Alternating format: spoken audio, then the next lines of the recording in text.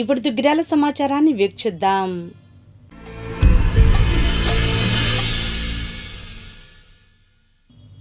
తెలుగు చలనచిత్ర చరిత్రను Padma Bhushan super star Krishna తిరగరాశారని వైఎస్ఆర్సీపీ మైనార్టీ సెల్ ప్రధాన కార్యదర్శి షేక్ సుభానీ అన్నారు.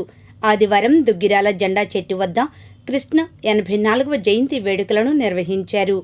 ఇంకా ఈ కార్యక్రమంలో షేక్ జిలానీ, షేక్ మహబూబ్ సుభానీ, షేక్ మస్తాన్వలి, షేక్ కౌనేన్, షేక్ జాన్ సైదా, షేక్ గోడవల్లి, వెంకట్రావు, కోటేశ్వరరావు, నరసింహారావు, వెంకటేశ్వర్లు తదితరులు పాల్గొన్నారు.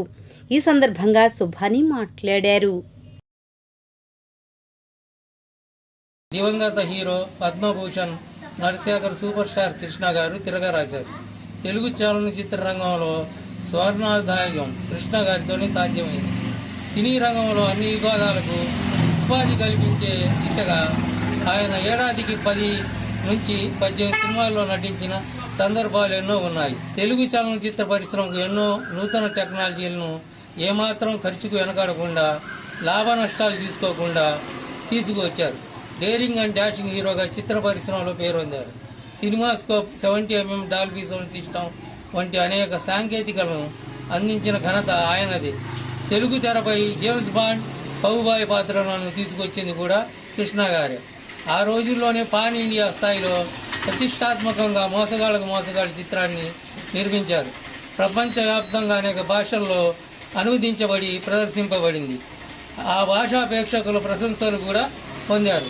విప్లవ వీరుడు అల్లూరి సీతారామరాజు పాత్రలో ఆయన ప్రదర్శించిన అభినయం చిరస్మరణీయం. తెలుగు సినిమా కీర్తి ప్రతిష్టను దశ దిశలా వ్యాపింపజేశారు కృష్ణ గారు. పద్మాలయ స్టూడియో నిర్మించి సినీ రంగంలో ఎంతో మందికి ఉపాధి కల్పించారు. రాజకీయ రంగంలో ప్రవేశించి ఎంపీగా కూడా గెలుపొంది తనదైన శైలిలో ప్రజాసేవ చేశారు. ఆయన మన గుంటూరు జిల్లా వాసి కావడం మనందరికీ గర్వకారణం. ఆయన 84వ జయంతిని ఈరోజు దుగ్గిరాల్లో జెండా ఎట్టి సెంటర్లో ఘనంగా నిర్వహించడం జరిగింది.